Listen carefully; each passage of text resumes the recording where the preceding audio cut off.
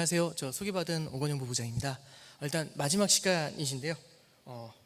좀 되게 많이 피곤하실 것 같습니다. 근데 아무래도 최근에 가장 이슈가 되는 것들을 중심으로 해서 도움되는 말씀 최대한 전해드리고자 노력을 좀 해보겠습니다. 이제 주제가 40년 만의 인플레이션 그 원인과 전망은 이제 이렇게 나와 있는데요. 내용이 이제 좀 만만치 않을 것 같습니다. 이 인플레이션에 대한 얘기는 아마 워낙 많이 들으셨을 텐데요. 최근에 마켓 돌아가는 것만 한번 흐름만 한번 좀 짚어드려 볼게요. 한번 잠깐 이걸 쓰면서 말씀 좀 드려보겠습니다. 지금 보시면 저도 이제 많이 참고하는 사람 중에요. 뱅크 오브 아메리카라는 곳이 있습니다. 뱅크 오브 아메리카에 마이클 하트넷이라는 사람이 있어요. 이 마이클 하트넷이 거기에 전략가입니다. 죄송합니다. 네, 마이클 하트넷이 이 뱅크 오브 아메리카의 전략가인데요. 이 전략가가 하는 전망이 저는 제가 봤을 때는 지금 마켓을 설명할 때 되게 큰 도움이 되지 않을까 생각을 합니다.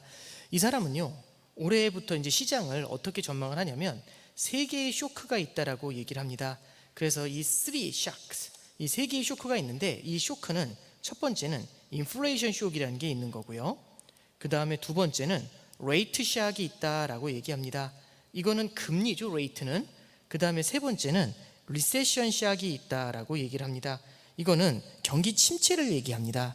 잠깐만 직관적으로 말씀드리면 물가가 올라가게 되잖아요. 물가가 올라가게 되면은 물가가 올라갈 때는 일단 첫 번째는요, 이렇게 됩니다. 보통 여러분들 주식을 보셨을 때 주가는 기업의 실적이 제일 중요해, 이런 말씀 많이 들으셨죠? 그러면 이런 맥락에서 볼게요. 기업의 실적은요, 매출에서 비용을 차감하면 기업의 손익이 나오게 됩니다. 그죠? 근데 인플레이션 시작이 다가오게 되면은 일단 사람들이 물가가 올라가니까 매출이 줄어들게 되겠죠. 그죠? 기업들의 매출이 줄어들게 될 테고, 그 다음에 원가 자체가 상승하는 문제가 생기게 됩니다. 매출이 떨어지고 비용이 올라가게 되면 당연히 손익이 줄어드는 이런 문제가 생겨나게 되겠죠. 손익이 줄어들게 되면은 잘 올라가던 주가가 고개를 숙이게 됩니다. 이게 첫 번째입니다. 두 번째는요, 주식 사이드에서 말씀드렸고요. 두 번째는 채권 사이드에서 말씀드려볼게요. 채권 사이드 같은 경우는 이렇게 보시면 될 것 같아요. 채권이나 정기예금 같은 게 존재하는 이유는요, 구매력의 보존을 위해서 존재합니다. 말이 어려워서 구매력의 보존이다 이렇게 썼는데, 이거 직관적으로 말씀을 드리면 제가 현금 100원이 있습니다. 현금 100원이 있는데 이 현금 100원을 갖고서 물건 100원짜리를 살 수 있겠죠. 근데 지금 물건을 안 사요. 그 다음에 어떻게 하냐면 얘를 갖다가 항아리에 넣어서 1년간 쟁여 놓습니다. 그러면 1년 후에 항아리에서 이 100원을 꺼내 가지고 달려가는 거죠. 이 물건을 사려고. 근데 문제는 뭐냐면 물가가 오른 겁니다. 얼마로 올랐냐면 105원으로 오른 거죠. 그러면 구매력의 보존이 안 됐죠. 동의하세요? 예, 구매력의 보존이 안 된 거예요. 그러면 항아리에다 넣어놓으면 구매력의 보존이 안 되니까 이걸 항아리에 안 넣고 어디다 넣냐면 예금에 넣는 겁니다. 예금이라는 건 여러분들이 은행에 돈을 빌려주는 거죠. 하나의 은행 채권에 투자하는 거하고 똑같습니다. 그러면 은행에서 5% 이자를 준대요. 그럼 1년 후에 105를 받죠. 구매력이 보존이 된 거죠. 그렇죠? 근데 문제가 생깁니다. 물가가 110이 됩니다. 어떤 일이 벌어질까요? 아무도 채권을 하면 안 돼요. 그래서 물가가 뛰고 할 때는 채권 투자를 하면 안 됩니다. 인기가 없어요. 그럼 어떻게 하면 채권 투자를 하면 되죠? 금리가 110으로 10%로 올라와 줘야 됩니다. 물가가 올라가는 만큼 금리가 올라가 줘야 채권에 투자할 수 있죠. 그러면 이 얘기는 뭐냐면 바닥을 기고 있던 금리가 올라가기 시작한다라는 게 인플레이션 시약의 핵심이 됩니다. 조금만 더 갈게요. 그러면 인플레이션 시약이 나타나죠. 생각했던 것보다 물가가 많이 올라갑니다. 그러면 이 물가 상승을 좌시하면 어떻게 될까요? 자, 보세요. 정기예금 금리가 지금 연 3%랍니다. 근데 물가가 6%, 7%씩 오르고 있어요. 그러면 이 정기예금 3%가 매력적으로 보이시나요? 구매력의 보존이 안 돼요. 그럼 어떻게 해야 될까요? 그렇죠? 정기예금을 하면 안 되죠. 이걸 갖고 다 뭐 해야 되죠? 물건을 사야 됩니다. 미리 매점 매석 선점을 해야 되겠죠. 왜? 물가가 더 올라갈 거니까. 그러면 예금에 잠겨야 될 돈도 물건을 사는데 몰려갑니다. 그럼 물가가 더욱더 크게 탁 튀어 올라가겠죠. 그런가요? 예, 미래에 살 것들까지 같이 땡겨오는 겁니다. 근데 우리는 지금 컨설팅을 받으신 거예요. 정기예금 3%인데 가입할까요 말까요? 이 컨설팅 받으신 거거든요. 정기예금 하지 마시고 물건 사시라고 말씀드린 거예요. 근데 한 가지 더 여쭤볼게요. 새로 정기예금 하시는 분들이 아니라 이미 하신 분들은 어떨까요? 기분이 되게 안 좋으실 거예요. 그럼 중도 해지 하셔야 되나요? 중도 해지 하신 다음에 어떻게 되죠? 중도 해지 하신 다음에 물건 사야죠. 그러면 은행이나 이런 곳에 잠겨 있어야 될 유동성이 이 물건을 사는 쪽으로 이동을 하게 됩니다. 그러면 인플레이션이 더 걷잡을 수 없이 오르게 돼요. 이거 막아야 되죠. 그럼 어떻게 해야 되죠? 그럼 금리 인상을 해야 됩니다. 그래서 중앙은행이 지금 혈안이 돼서 금리 인상을 하는 겁니다. 연준에서는 지난 3월 달에 0.25% 금리를 올렸습니다. 5월 달에 0.5% 올리면서 얘를 빅스텝이라고 얘기를 했어요. 그죠? 6월 달에 0.75% 올리면서 이거를 자이언트 스텝이라고 얘기했습니다. 이런 강한 스텝을 가져가는 이유가 뭘까요? 빅스텝으로 때렸는데 꿈쩍도 안 합니다. 꿈쩍도 안 해요. 그럼 어떻게 되죠? 더 센 걸로 때려야죠. 근데 지금도 꿈쩍도 안 하는 것 같아요. 이번 주에 소비자 물가 지수가 발표되겠지만 꿈쩍도 안 하는 것 같으면 어떻게 될까요? 이 정도 강도로 계속해서 때려줘야죠. 그래야 흔들리지 않을까요? 자, 그러면 예상보다 물가 상승세가 더 강하게 나타나게 되면은 금리를 과도하게 올리게 됩니다. 금리를 올렸을 때는 어떤 문제가 벌어지게 될까요? 그렇죠. 주가는요, 고개를 숙이게 됩니다. 그리고 채권 금리는 더욱더 세게 치솟게 되겠죠. 그래서 레이트 샥이 다가오는 국면에서는요, 주가가 떨어지면서 금리가 올라가는 이런 그림이 펼쳐지게 됩니다. 그죠? 아마 올해 이 그림 많이 보셨을 거예요. 금리는 뛰는데 주가가 내려가는, 큰 틀에서는 이 그림으로 흘러왔습니다. 자, 그런데 여기서의 금리 상승은 어떤 금리 상승이죠? 미국의 금리가 올라가는 거죠. 미국의 금리가 올라가면 금리는 돈의 값입니다. 미국 달러화를 갖고 있었을 때 더 많은 이자를 준다고 합니다. 그럼 미국 달러화가 더 보석처럼 반짝반짝 빛나지 않을까요? 동의하세요? 그러면 달러화가 빛나면 달러화를 갖고 싶으실 겁니다. 너도 나도 달러를 사려고 하죠. 그럼 어떤 일이 벌어질까요? 달러 가치가 올라가게 될 겁니다. 그래서 여기서는 달러 강세라고 쓰게 되겠죠. 레이트 샥에서 나타나는 대표적인 현상입니다. 자, 근데 레이트 샥까지 나타납니다. 그러면 여기서 어떤 일이 벌어지냐면 물가도 과도하게 오르고 금리도 과도하게 올랐어요. 그러면 물가도 오르고 금리도 올라가게 되면은 사람들의 소비가 어떻게 될까요? 위축되게 되지 않을까요? 그죠? 사람들의 소비가 과도하게 위축이 되면 어떤 일이 벌어지게 될까요? 그렇죠. 그걸 우리는 뭐라고 부르냐면 경기 침체라고 얘기를 합니다. 아마 말씀 많이 들으셨을 거예요. 최근에 경기 침체 리스크가 커진다는 얘기가 나오는데 맞냐? 이 시약이 다가올까 봐 그렇습니다. 경기 침체가 다가오면은요, 일단 기업의 실적이 떨어지기 때문에 주가는 더욱더 고꾸라집니다. 근데 문제가 뭔지 아세요? 두 번째는요, 채권 시장을 보면은 경기가 둔화된다고 하면은 물가가 결국에는 물가 상승세도 둔화가 되겠죠. 사람들이 물건을 덜 사게 될 테니까요. 그럼 어떻게 될까요? 수요가 줄어들면서 그 물가도 주춤하면서 고개를 숙일 겁니다. 그럼 물가가 영원히 오를 거라고 생각해서 하늘에 떠 있던 금리가 고개를 숙여 내려오겠죠. 그래서 이럴 때는요, 금리가 내려오는 상황이 나타나게 됩니다. 그래서 실제로 아마 기억하실지 모르겠는데 6월 달 FOMC가 끝났습니다. 그때 0.75% 인상을 했거든요. 근데 이후에 금리가 빠르게 주저앉았어요. 왜 그랬을까요? 이 정도면 경기가 둔화될 거고, 그렇게 되면 연준은 금리 인상을 못할 거야, 이 얘기가 나오죠. 그랬더니 시장 금리가 먼저 눈치채고서 밑으로 내려가기 시작을 합니다. 앞서 아마 김한진 박사님께서 상세하게 설명해 주셨던 포인트도 여기에 있지 않나 싶습니다. 그러면 리세션 리스크를 읽으면 주가와 금리가 같이 내려가죠. 자, 그럼 한번 볼게요. 주가가 계속 내렸죠. 고점을 찍고서 인플레이션 시작해서 고점을 찍고 레이트 시작해서 주가가 더 내려갔습니다. 그런 다음에 리세션 시작을 맞으면서 주가가 바닥까지 내려가죠. 그럼 주가는 많이 내려갔습니다. 근데 금리가 같이 내려가고 있죠. 경기 침체를 읽으면서. 그리고 또 하나 뭐가 있죠? 물가가 고개를 숙이기 시작합니다. 그럼 어떤 일이 벌어지게 될까요? 물가가 고개를 숙이고 금리가 내려갑니다. 그러면 연준이 어떻게 되죠? 금리 인상을 늦추게 되겠죠. 우리는 연중 내내 연준이 금리 올린다고 해가지고 어마어마한 스트레스를 받았어요. 근데 만약에 리세션이 찾아오면 연준이 기준금리를 올릴 필요가 없어질 수 있죠. 자, 주가는 많이 내려와 있습니다. 근데 경기 침체 때문에 이제 연준이 금리를 낮춰주면서 경기 부양을 할 수 있을 것 같아요. 그럼 어떤 일이 벌어질까요? 유동성이 일로 몰려 들어가면서 주가가 올라간다는 기대를 하죠. 우리는요, 실제로 이제 언제냐면은 2008년도 글로벌 금융위기를 겪었습니다. 글로벌 금융위기를 겪은 이후에 굉장히 많은 위기들이 있었어요. 유럽의 위기가 찾아왔었고, 중국의 위기가 찾아왔었고, 정크본드의 위기가 찾아왔었고요, 무역전쟁으로 인한 위기도 찾아왔습니다. 코로나로 인한 위기가 찾아왔을 때가 거의 극단이었었던 것 같아요. 그 위기가 찾아왔을 때 그때마다 어떤 일이 벌어졌냐면 주식시장이 고꾸라졌습니다. 수직으로 낙하할 때 이 밑에서 누가 등장했죠? 우리가 좋아하는 연준이 등장해가지고요, 훅 하고 구해줘서 이렇게 밀어 올려줬습니다. 빌딩에서 떨어지는 걸 스파이더맨이 항상 구해줬어요. 그러면 우리는 지난 십몇 년 동안의 차트를 보면은요, 떨어지는 건 호재입니다. 떨어지면 사면 돼요. 그죠? 밀리면 사라, 이 얘기입니다. 그걸 우리는 어려운 말로 뭐라고 하냐면 영어로 buy the dip이라고 합니다. 이 buy the dip의 심리가 있죠. 이걸 우리는 지난 십몇 년 동안 학습했어요. 그럼 자 보세요. 리세션까지 찾아옵니다. 그러면 주가도 내려가고 금리도 내려왔죠. 그럼 어떻게 될까요? 그러면 연준이 또 도와주겠네? 이 생각 들지 않나요?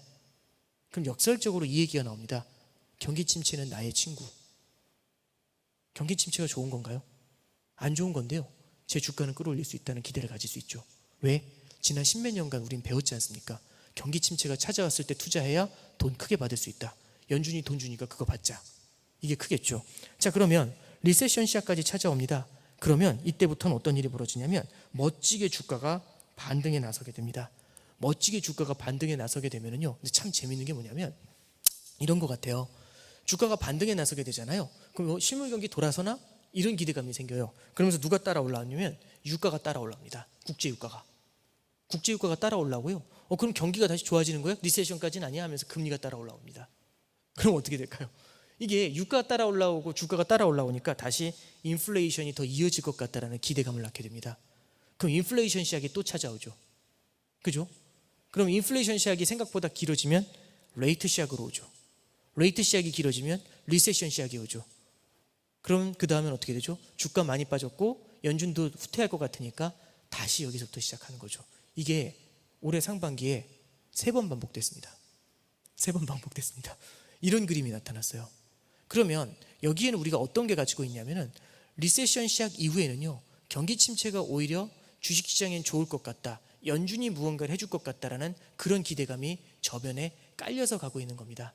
자, 그러면 여기까지 이제 말씀드렸는데요. 그럼 이 전체에서 우리가 느끼는 건 뭐냐면, 이 전체에서 우리가 느낄 수 있는 건 결국에는 이 리세션 시작이라든지 이 여러 가지 3가지 형태의 시작 전부가 다 어디서 또 발현하냐면 시장에서 예상하지 못했던 인플레이션에서부터 시작을 한다라고 생각을 할 수가 있을 것 같습니다. 자, 그러면 여기서 이제 인플레이션에 대한 말씀을 좀 드려보도록 할게요.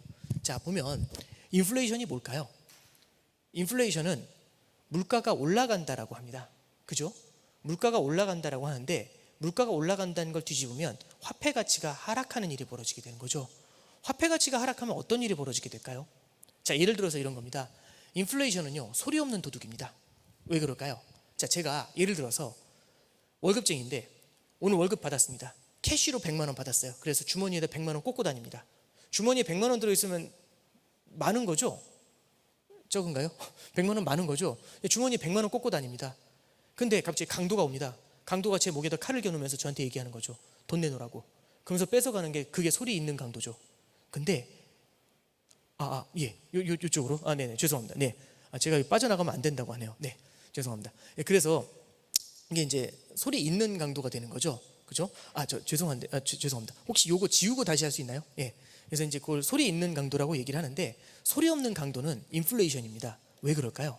가장 중요한 건요, 포인트가 죄송합니다. 네, 저도 처음에 쓸 땐 좀 신기했는데 익숙하지가 않아가지고, 예, 결국에는 이런 거죠. 주머니에다 100만 원을 꽂고 다닙니다. 근데 새우깡이 100만 원이 되면 어떤 일이 벌어질까요? 제 주머니에 있는 돈의 밸류가 사라지는 겁니다. 인플레이션이 너무 심해지잖아요. 물가 자체가 올라가는 것도 문제지만 근로자들의 근로 욕구가 사라지게 되겠죠. 이런 게 가장 큰 문제가 됩니다. 그러면 경제 전반적으로요, 생산성이 너무나 빠르게 떨어지는 그런 문제점들이 나타나게 되겠죠. 그래서 이 인플레이션은요, 물가가 올라간다는 얘기가 되지만 화폐 가치가 하락한다, 이게 굉장히 치명적인 요소라고 보시면 됩니다. 화폐 가치가 하락한다고 생각하면 또 어떤 문제가 생기는지 한번 보죠. 예를 들어서 이런 겁니다. 저는 방금 전에 말씀을 드릴 때 시장에서 buy the dip, 경기 침체가 다가오면 돈을 풀어준다, 이거 있잖아요. 경기가 안 좋을 때는 언제든지 돈을 풀어가지고 실물 경기를 구해냈었어요. 근데 물가 상승 압력이 강합니다.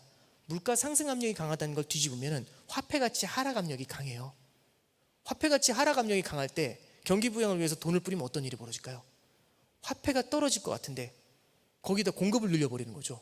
그러니까 이 물값이 떨어질 것 같은데 물의 공급을 늘려버립니다. 그럼 어떤 일이 벌어질까요? 물값이 폭락해버리게 되죠. 그럼 화폐 가치가 폭락하잖아요. 화폐 가치 폭락은 뒤집으면 뭐가 되는 거죠? 인플레이션이 하이퍼 인플레이션으로 가는 겁니다. 돌아올 수 없는 길을 가는 거죠. 자, 그러면 이런 상황에서는요, 인플레이션이 너무 오랫동안 고질병처럼 자리 잡으면 향후에 경기 부양을 할 수가 없어요. 이런 문제가 생깁니다. 조금만 더 들어갈게요. 이번에 이제 하는 총재가 바뀌었습니다. 새로 하는 총재 들어오셨는데 그분한테 이제 기자가 인터뷰를 해요. 가장 중요한 건 매파라는 게 있고 비둘기파라는 게 있습니다. 매파는 기준금리 인상을 좋아하면서 긴축을 좋아하는 사람이고요. 비둘기파는 완만하게 돈을 풀어주면서 경기를 좀 완만하게 가져가는 그런 사람들을 비둘기파라고 합니다. 자, 그래서 하는 총재한테 직접 기자가 질문합니다. 뭐라고 질문하냐면, 총재님은 매파십니까 비둘기파십니까? 이 질문을 해요. 근데 답이 어떻게 나왔냐면, 저는 답이 되게 유의미하다고 생각을 합니다. 단기로는 매파지만 중장기로는 비둘기파가 되고 싶다, 이 얘기를 하셨어요. 이게 무슨 의미인지 한번 들어보세요. 잘 보시는 거죠. 예를 들어 이런 겁니다. 지금 당장은 실물 경기가 그래도 받쳐줄 수 있을지 모르겠어요. 근데 지금으로부터 10년 후, 지금으로부터 20년 후 우리나라의 경제 성장이 어떨 것 같으세요?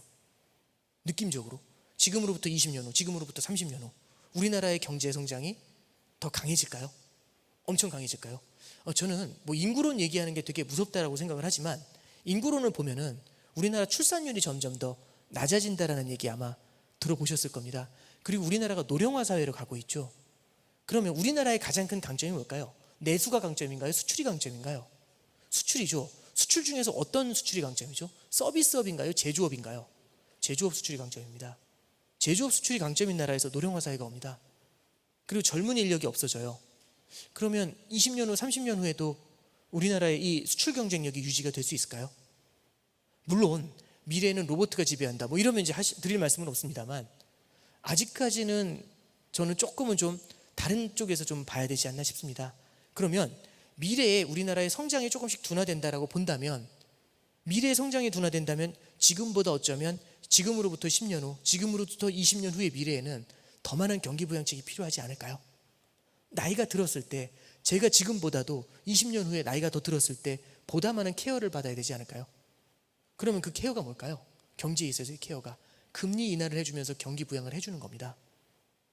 그런데 물가가 계속 높아서 인플레이션이 하나의 고질병처럼 자리 잡잖아요. 물가가 오를 거라는 기대감, 화폐 가치가 떨어질 거라는 기대감, 이게 고질병처럼 자리 잡으면 정말 어려울 때 케어를 하나도 해줄 수가 없습니다. 유동성 공급을 늘리는 순간에, 금리 인하를 하는 순간에 물가가 탁 튀어오르는 거죠. 이게 문제가 됩니다. 그럼 어떻게 해야 될까요? 지금 당장 물가가 오를 거라는 기대감을 발본색원하고 가야겠죠. 동의하시나요? 그러면 지금 세게 가야 됩니다. 그래서 물가가 오를 거라는 기대감에 뿌리를 뽑아놔야 성장이 아니라 지속 가능한 성장이 가능해지는 거겠죠.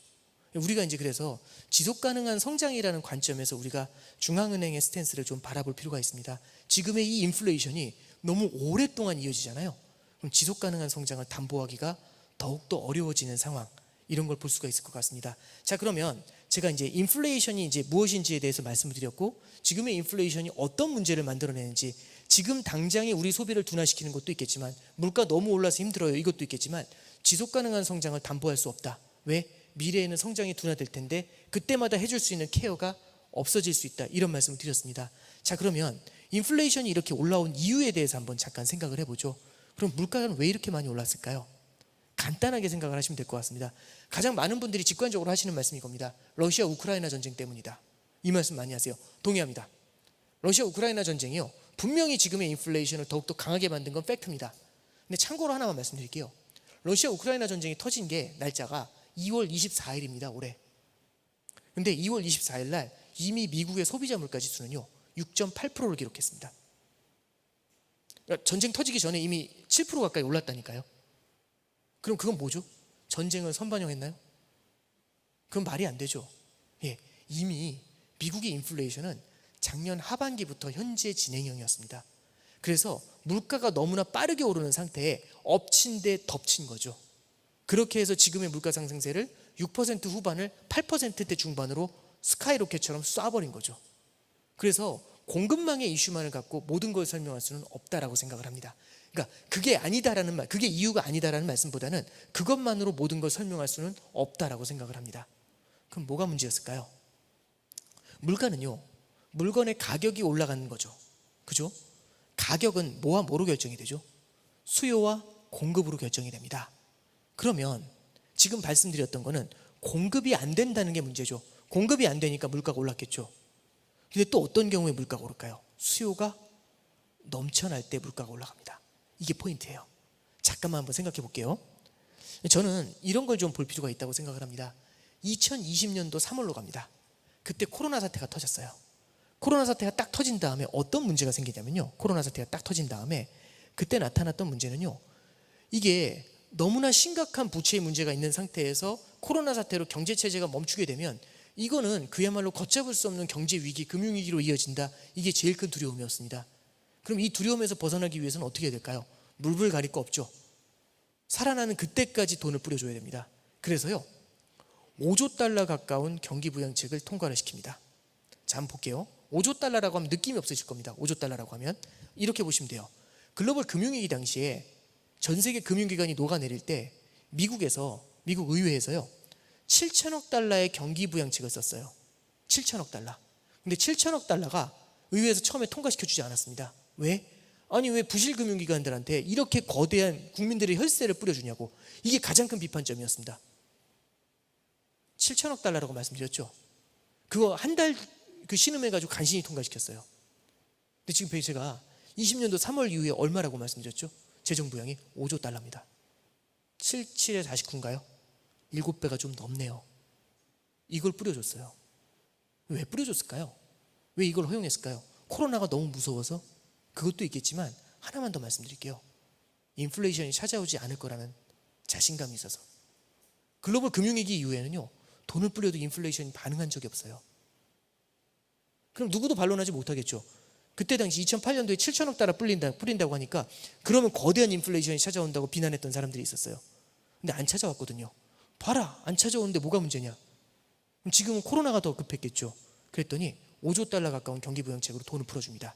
돈을 많이 뿌려준 것도 문제지만 하나만 더 갈게요. 뭐가 문제냐면 돈을 뿌려주는 방식도 문제입니다. 보통 일반적으로 인프라 프로젝트 같은 걸 만들어요.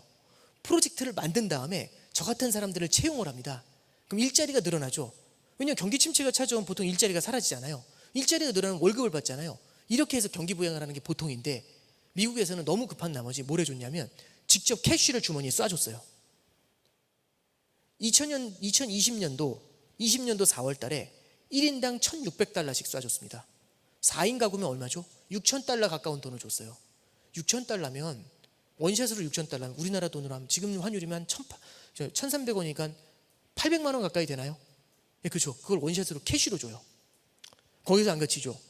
2020년도 12월 달에 추가로 1인당 600달러씩 줍니다. 4인 가정이면 2,400달러인가요? 그리고 작년 3월 달에 바이든 행정부에서 1.9조 달러 경기부양책을 쓰면서 1인당 1,500달러씩 꽂아줍니다. 이걸로 안 그쳐요. 추가 실업수당이라는 걸 줘요. 추가 실업수당이 뭘까요? 미국은 실업을 당하면 매월 600달러씩 수당을 줍니다. 매월.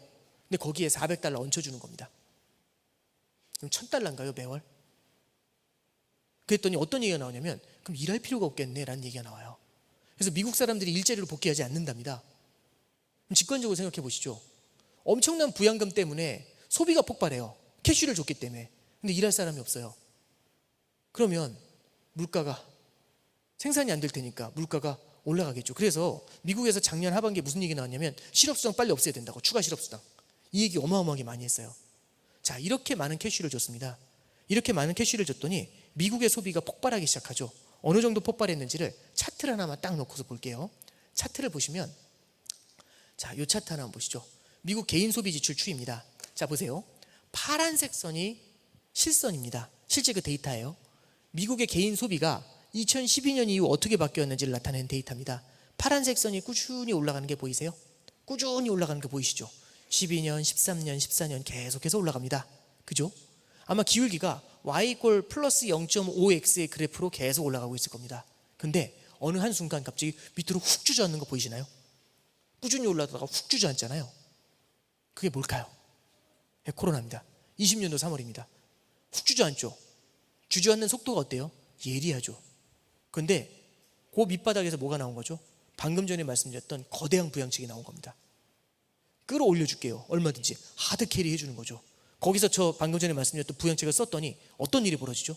밑바닥에 꽂혀있던 걸 하늘로 던지는 게 보이세요? 하늘로 휙 던져버립니다.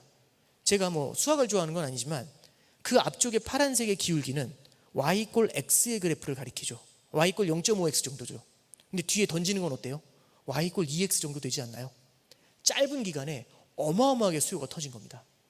얼마나 터졌을까? 잠깐 생각해 보죠. 코로나가 없었으면 어땠을까라고 보는 겁니다. 그래서 코로나가 없었다면 빨간색 점선처럼 움직였을 겁니다. 보이세요? 빨간색 점선처럼 꾸준히 올랐을 거예요. 코로나 때도 안 떨어지고 그냥 꾸준히 올렸다고 가정을 하는 거죠. 고속도로. 그럼 맨 끝을 보세요. 빨간색이 높나요? 파란색이 높나요? 파란색이 위에 있습니다. 1, 2년치 소비를 앞으로 확 당겨버려가지고 거기서 소비가 터져버린 겁니다. 그럼 수요가 어마어마했다는 정도는 느낄 수가 있겠죠. 거대한 수요가 폭발했습니다. 근데 거기에 공급이 모자라요. 러시아 우크라이나까지 덮쳐요. 어떤 일이 벌어졌을까요? 물가가 부글부글 끓으면서 탁 튀어오르기 시작한 게 작년도 하반기였습니다. 자, 그러면 수요가 폭발적이었고 공급이 모자랐다라는 말씀을 드렸어요. 그럼 여기서 한 가지가 더 있습니다. 이렇게 되더라도 이걸 갖다가 막아줄 수 있는 사람이 있어야 돼요. 누가 막아주냐면 전 세계에서 물가를 잡는 물가 파수꾼이 있습니다. 그 사람의 이름을 연준이라고 합니다. 전 세계 중앙은행이죠. 중앙은행이 나서서 물가를 잡아줘야 되거든요. 근데 작년에 뭐라고 했냐면 지금의 물가 상승세는 일시적입니다 라고 얘기를 합니다. 그러면서 일시적이라는 얘기는 뭐죠? 지금의 물가 상승세는 잠깐 나타나는 거고 진짜가 아니니까 이거 페이크야 이 얘기예요. 그럼 손을 쓸 필요가 있다 없다? 전혀 손 쓸 필요 없다 이렇게 얘기를 한 겁니다.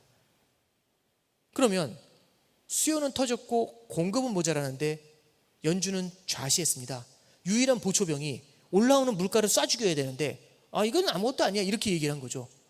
초병이 적군을 경계해야 되는데 적군을 아예 보지도 않은 거예요. 아예 안 쳐들어와요. 이렇게 그럴 때마다 쳐들어오죠. 그러면서 드림스 컴트루가 됩니다. 40년 만에 인플레이션이 그렇게 고개를 듭니다. 자, 그러면 여기서 한 가지 말씀 좀 드려보죠. 그러면 이 질문이 가능할 수 있어요. 연준은 왜 그랬을까? 왜 그랬어요? 이 질문 할 수 있겠죠. 왜 그랬을까요? 자, 한번 잠깐 생각해 보세요. 사람은 누구나 다 자기가 살아왔던 과거로부터 자유로울 수가 없어요. 연준도 자기의 과거가 있었겠죠. 잠깐 말씀드려 볼게요. 2008년도로 갑니다. 2008년도 글로벌 금융위기 이후에요. 한 번도 인플레이션이 올라오는 걸 본 적이 없습니다. 오히려 일본식의 디플레이션이 나타났던 거예요. 아무리 돈을 뿌려도 조금 반응이 오다가 훅 주저앉고 조금 반응이 오다가 훅 주저앉고 이런 일이 벌어진 거죠. 자, 저기 제가 좁은 공간이지만 그림을 한 번만 다시 그려볼게요. 자, 그림 모드로 한번 가볼게요. 자, 이런 겁니다. 자, 좁은 공간인데 여기다 한번 써볼게요. 제가 트럭 운전수입니다. 트럭 운전수인데 이 트럭을 가지고 여기가 이제 그 논밭이 있는데요. 여기를 지나가야 됩니다. 여기 논두렁이에요. 여기도 논두렁, 여기도 논두렁. 여기 가운데에 뭐가 있냐면 좁은 길이 있어요. 트럭의 타이어가 양쪽 끝에 딱 맞을 정도로 좁은 길이 있어요. 이 길 지나가고 싶지 않죠. 왜? 빠질까 봐 논두렁에. 논두렁을 보니까 엄청 질어 보여요. 진흙탕이에요. 빠질 것 같죠, 느낌에. 그래서 이거 근데 이 옆으로 넘어가려면 이 논두렁을 지나가야 돼요. 그럼 어떻게 하죠? 눈 딱 감고 운전했습니다. 그랬다가 눈 딱 감고 운전하니까 어떤 일이 벌어지죠? 빠지죠. 그래서 일로 빠졌어요. 이 논두렁에. 논두렁에 빠졌는데 진짜 답이 없습니다. 헤어나질 못해요. 계속 밑으로 빠집니다. 그래서 어떻게 하냐면 크레인을 하나 데려온 거죠. 크레인으로 딱 설치한 다음에 끌어올리기 시작했습니다. 근데 끌어올리는데 뭐가 문제냐면 일단 끌어올리는 것도 문제지만 끌어올린 다음에 여기다가 예쁘게 놔야 되죠. 맞나요? 그러면 위로 휙 던진 다음에 이렇게 내려놓기 쉽지 않죠. 슬슬슬슬 올린 다음에 탁 놔야지 예쁘게 이 도로에 놓잖아요. 동의하세요? 자, 그래서 크레인에 힘 조절합니다. 자, 확 해가지고 크레인으로 들어 올렸는데 들어 올리자마자 어떻게 하냐면 자자자 힘 빼 여기 놔야 되는데 갑자기 확 주저앉아요. 약하게 양쪽 하나를 했더니 들어 올려지다가 힘 빼 해서 여기다 올리려고 했더니 확 주저앉아요. 이거를 10년간 반복합니다. 무한 반복. 느낌이 어때요? 근데 옆에서 일본이라는 나라가 있대요. 거기는 이 논두렁에 빠져가지고 30년째 못 나오고 있답니다. 느낌이 어떠세요? 무섭지 않으세요? 근데 그 상태에서 갑자기 거대한 폭우가 쏟아집니다. 그 폭우의 이름이 뭔지 아세요? 코로나입니다. 야, 이게 쏟아지면 이게 더 길어질 테고, 그러면 트럭에 박혀서 보이지 않을 거야, 이 얘기하는 거예요. 여러분들 느낌이 어떠세요? 그러면 여러분들이 만약에 이걸 들어 올리는 공사 담당자라면, 트럭 주인이라면 어떻게 하시겠습니까? 그래서 제가 어떻게 했는 줄 아세요? 이를 악물었죠. 더 큰 크레인 가져와. 크레인을 이만한 걸 가져옵니다. 근데 여러분들이 저를 말려요. 그럼 큰일 나. 트럭이 반대쪽에 던질 수도 있어. 근데 제가 뭐라는 줄 아세요? 일단 들어 올리고 얘기합시다. 10년간 못 들었잖아요. 여기서 빠지면 다시 못 끄네요. 이해되세요? 제 마음이 이해가 되세요? 너무 절실하지 않나요? 그래서 이 크레인으로 잡아가지고 들었습니다. 확 들었어요. 거대한 부양책을 5조 달러 부어가지고 확 들었어요. 어떤 일이 벌어졌을까요? 여기다 놔야 되는데, 일로 던졌어요. 그래서 일로 푹 빠져버렸습니다. 자, 그럼 여러분들은 저를 뭐라고 하실까요? 뭐하니? 너 여기 놀 수 있다며. 크레인 큰 거 가져오라고 그렇게 소리 지르는 애가 뭐하는 거야? 이게 연준의 현 상황입니다. 자, 그럼 연준 입장에서는 지금 어떻죠? 면목이 없죠. 그렇죠? 자, 일단 첫 번째, 왜 그렇게 세게 했어? 10년간 박혀 있었잖아요. 우리가 10년간 박혀 있었다는 걸 모르면 연준은 왜 이렇게 바보지? 나도 알았는데? 이 생각을 할 수 있어요. 그 사람의 과거를 알면 이해가 되잖아요. 일단 이해를 하고 가는 거죠. 제가 변명을 드리려는 게 아니라 이렇게 됐던 겁니다. 자, 그런데 이제 그러면 이 밑에, 이 옆에 있는 새로운 논두렁에 빠졌죠. 이쪽 논두렁 이름이 디플레이션이고 이쪽 논두렁이 인플레이션입니다. 자, 그래서 일단 이 논두렁에서 꺼내보려고 해요. 꺼내보려고 하는데 아니나 다를까 힘 좀 줘봤는데 꿈쩍도 안 해요. 0.25% 힘을 줬더니 꿈쩍도 안 해요. 야, 0.5 해봐. 꿈쩍도 안 해요. 0.75 해봐. 꿈쩍도 안 해요. 0.75 한 번 더 해봐. 꿈쩍도 안 해요. 3.5까지 해봐. 이랬더니 조금씩 올라가기 시작을 해요. 4로 해봐. 그럼 어떻게 될까요? 확 던지죠. 강의가 멈췄죠. 무슨 말씀 드리고 싶을까요? 여쭤보겠습니다. 여기 예쁘게 놓을 수 있을까요? 1로 던질까요? 반대로 던질까요? 네. 만약에 여기다 예쁘게 놓으면 연착륙이 됩니다. 이 연착륙을 누가 주장하냐면 연준이 이거 할 수 있다고 얘기하고 있습니다. 굉장히 많은 전문가들은 반대로 던질 거라고 얘기하고 있습니다. 그럼 뭐죠? 경착륙이라고 하죠. 경착륙이자 뭐라고 하죠? 여기 썼죠. 리세션이라고 할 수 있습니다. 지금 우리가 고민하는 건 바로 이 파트입니다. 네. 어떻게 생각하세요? 어떻게 생각하세요? 어느 게 가능할 것 같으세요? 그래서 처음에 연준이 이렇게 얘기합니다. 성장을 전혀 훼손시키지 않고 여기다 예쁘게 놓을 수 있어요. 이 얘기를 해요. 이쪽으로는 아예 가지도 않고 여기다 예쁘게 놓을 수 있어요. 이걸 확 뜨는데 여기로 전혀 가지 않을까요? 믿을 수가 없죠.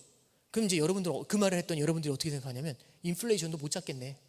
여기서도 꺼내지도 못하겠네. 이 생각이 들어요. 그래서 제가 말을 바꿨습니다. 뭐라고 바꿨는지 아세요? 약간 성장을 훼손시킬 수는 있지만 그래도 인플레이션은 잡을 수 있어요. 이 얘기를 해요. 그러니까 이제 어떻죠?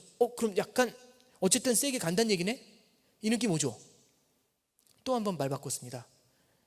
이 가운데 예쁘게 안착시킨다는 보장을 할 수가 없습니다. 이 얘기를 해요. 느낌 오세요? 근데 그 말을 듣는 순간 여러분들 어떤 느낌이 드세요? 이거 불사하겠다는 얘기구나. 느낌 오시나요? 그 커뮤니케이션 하는 겁니다. 연준이 자신이 없어지는 게 아니라 안 믿잖아요. 인플레이션을 잡으려고 하는 의지를. 그리고 최악의 경우에는 인플레이션을 지금 안 잡고 가면 어떤 일이 벌어지죠? 미국 경제는 앞으로도 계속 튼튼할까요? 20년 후, 30년 후에도. 인플레이션이 있고요. 기대 인플레이션이 있습니다. 기대 인플레이션은요, 마음이에요. 물가가 계속해서 올라갈 거라는 기대감. 이거는요, 높은 인플레이션이 장기간 이어질 때 나타나는 게 이 기대 인플레이션입니다. 정말 무서운 병입니다. 그냥 병으로 따지면 당뇨병 같은 거예요. 당뇨병은 완치가 없죠. 관리를 잘해야죠. 그냥 평생 데리고 산다고 하잖아요. 그러지 않나요? 그러면 고질병으로 자리 잡는 순간 이 기대 인플레이션은 언제든지 찾아옵니다. 언제든지 찾아오는지 언제 찾아오냐면 실물 경기가 힘들어서 경기 부양하려고 금리 인하하잖아요. 그때마다 인플레이션이 탁탁 튀어나와요. 그러니까 인플레이션을 잡았는데 완치가 안 된 거예요. 언제든지 재발하는 거죠. 언제든지. 그럼 경기 부양할 수가 없어요. 그럼 지속 가능한 성장이 상당히 어려워질 수 있겠죠. 그래서 그냥 비유해서 말씀드리면 지금 인플레이션이라는 건, 지금의 인플레이션은 그러니까 이런 겁니다. 내년에 지금 수술 안 하면 내년에 큰 병 된다고. 그럼 지금 수술해야 되나요? 그래서 3.5를 얘기하고 있는 겁니다. 근데 우린 얘기하는 거죠. 경기 침체 온다는데 왜 3.5야? 예, 이런 상황인 거죠. 예, 인플레이션이 잡힐 때까지는 봐야 되겠다라고 얘기하는 강한 의지가 나타난 이유가 여기 있습니다. 자, 그러면 다시 돌아갈게요. 40년 만에 인플레이션이 왔던 이유를 뭐라고 말씀드렸죠? 강력한 수요, 그 다음에 공급의 이슈, 세 번째는 연준의 방만한 태도, 세 가지였죠. 일단 뭐가 바뀌었죠? 연준이 이를 악물었죠. 방만하진 않죠. 동의하세요? 네. 그러면서 이제 연준의 방만한 태도는 바뀌었습니다. 그럼 이제 수요를 보죠. 수요 사이드를 보면 어떤 느낌이 찾아오나요? 자, 보세요. 소비라는 게, 미국의 소비가 그럼 왜 폭발했을까? 엄청난 보조금이 있었죠. 금리가 바닥에 붙어 있었죠. 그렇죠? 물가도 낮았었죠. 코로나 직후에 국제유가가 마이너스였어요. 물가 낮았었어요. 마지막으로 자산 가격이 엄청나게 올랐습니다. 자산 가격이 오르면 아이스크림 쏘나요? 이런 거죠. 사람이 물건을 사게 되잖아요. 이 네 가지가 뭉치면서 소비가 굉장히 튼튼했던 겁니다. 근데 하나씩 볼게요. 보조금 이제 안 줘요. 동의하시죠? 두 번째, 금리 올랐죠. 물가 올랐죠. 자산 가격 꺾였죠. 네 가지가 뭉치면 소비가 줄겠죠. 미국의 탄탄한 수요가 줄어들 거라고 보고 있는 겁니다. 그럼 물가가 어떨까요? 완만하게 고점을 지나겠죠. 저의 앞 세션에서 제가 진짜 그분 글로 공부를 되게 많이 했는데 김한진 박사님께서 말씀하셨던 요인 중에는 이 수요 사이드에서의 인플레이션 압력이 낮아지는 거, 요거를 말씀하셨던 거예요. 자, 그러면 그럼 인플레이션이 고점을 찍었느냐? 잠깐만 보죠. 하나 문제가 있어요. 제가 말씀 안 드리고 가는 게 있죠. 뭐가 있을까요? 공급 얘기 안 하고 있죠. 공급은 뭐죠? 러시아 우크라이나인가요? 제가 예측한다고 하면 믿으시겠습니까? 한 달 후에 끝납니다. 믿으시겠습니까? 그게 누가 예측할 수 있겠어요? 그래서 저도 개인적으로 이제 존경하는 전문가분 중에 이제 리차드 쿠라는 분이 있어요. 그분한테 참 공부를 많이, 이제 그분이 이제 여러 가지 세션 같은 거 할 때 참 많이 배웠었는데, 그분이 이제 얼마 전에 화상 인터뷰 할 때 한번 제가 우연치 않게 그 화상 인터뷰 하는데 가서 이제 본 적이 있는데, 저도 뭐라고 말씀하시나 좀 궁금했거든요. 근데 딱 서두에 그 말씀하시더라고요. 지금은 경제학자가 아니라 군사 전문가가 오히려 더 잘 맞추겠다고. 저 동의합니다. 러시아 우크라이나 전쟁이라는 게 이런 때 터졌다라는 게 굉장히 좀 불편한 거죠. 예를 들어 이런 거예요. 여러분들, 성장하고 물가는 같이 움직입니다. 성장이 좋으면 사람들의 소득이 늘어나기 때문에 수요가 늘잖아요. 그러면 물가가 올라요. 성장이 좋아지면 물가가 올라요. 성장이 깨지게 되면 사람들의 소득이 줄죠.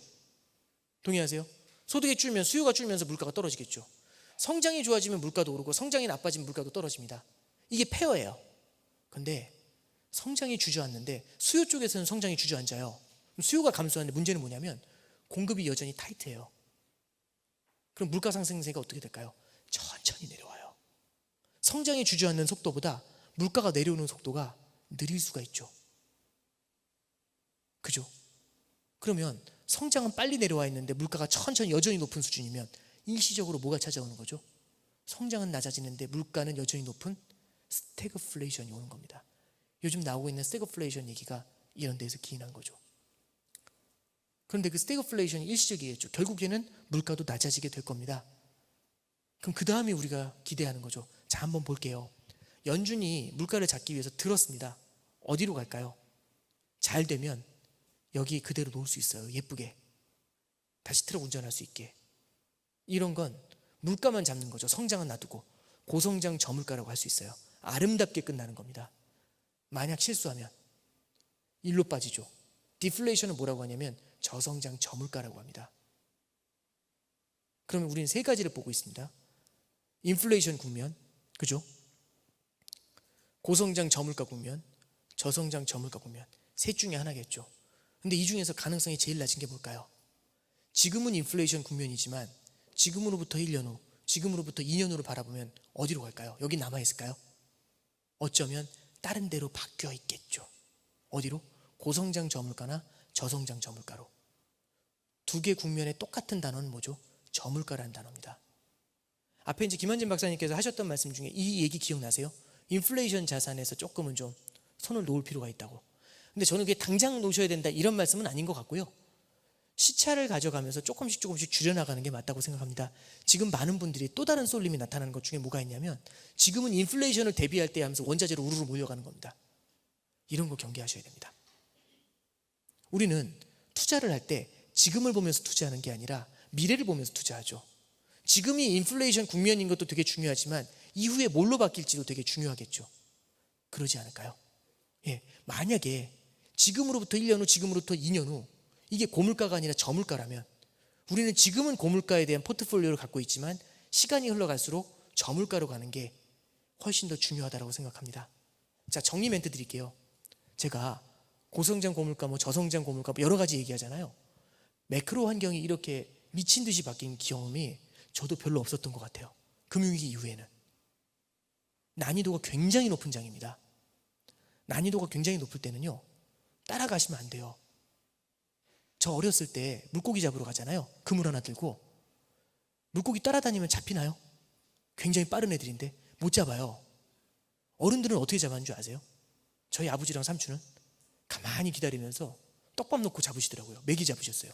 전 송사리도 못 잡았는데. 따라다니시면 안 됩니다. 인플레이션이야? 인플레이션 우르르. 디플레이션이야? 디플레이션 우르르. 이렇게 가시면 안 돼요. 깔아놓고 길목 잡으셔야 됩니다. 그래서 어느 국면이 터졌을 때 그쪽에서 차익 실현하셔가지고 남은 쪽으로 넘겨놓으시는 게 제일 좋아요.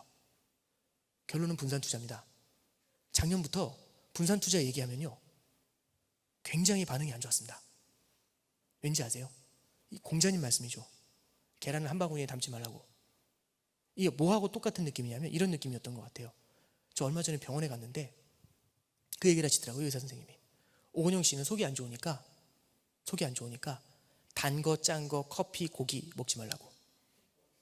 어떠세요, 느낌이? 그 조언을 들었을 때 느낌. 그 얘기는 나도 하겠습니다. 이 얘기를 하고 싶었어요. 나 의사도 아닌데 저도 할 수 있겠네요. 근데 한 번 또 진짜 아팠거든요. 위험 때문에. 갔는데 딱 그 얘기 하시더라고요. 진짜 커피만 드시지 마시라고. 그래서 요즘 커피 많이 줄였습니다. 똑같은 사람이잖아요. 2달 전에 저하고 집원에 들은 저하고 똑같은 사람이잖아요. 근데 왜 2달 만에 그 얘기가 들렸을까요? 분산 투자 똑같다고 생각합니다. 자산 가격이 하늘로 날아갈 때는 저럼 돈 못 벌어 이 얘기가 나와요. 근데 하락할 때는요, 왜 그러지 않았을까 이 생각이 들어요. 사람은 실수를 통해서 배울 때가 많이 있습니다. 그리고 어려움을 통과하면서 무언가 새로운 노하우가 생길 때가 있습니다. 분산 투자 이론이 그 똑똑한 사람들이 100년 동안 발전시켰잖아요. 똑똑하지 않아서일까요? 집중 투자를 몰라서? 그 사람은 주식 몰라. 저는 그렇게 생각 안 합니다. 하면 할수록 투자의 세계가 굉장히 냉혹하고 어렵다는 걸 알잖아요. 그러면 이렇게 어려울 때일수록 더욱 많은 자산을 깔아가는 거죠. 그러면서 매크로 환경이 바뀌는 것에 따라서 조금씩 제가 갖고 있는 자산을 이동시키는 그런 역동적인 분산 투자가 오히려 조금 더 필요할 때가 아닌가 싶습니다. 어려운 때일수록 저는 그럴 것 같아요. 앞으로도 오랫동안 우리는 투자를 할 거잖아요. 어려운 때일수록 이런 어려운 때에 대한 노하우를 가지고 있는 게 미래에 만날 더 어려운 순간에 대한 대비가 되지 않을까. 그게 아까 말씀드렸던 지속 가능한 투자가 되지 않을까. 그렇게 생각하면서 그런 말씀드리면서 강의 마치겠습니다. 감사합니다.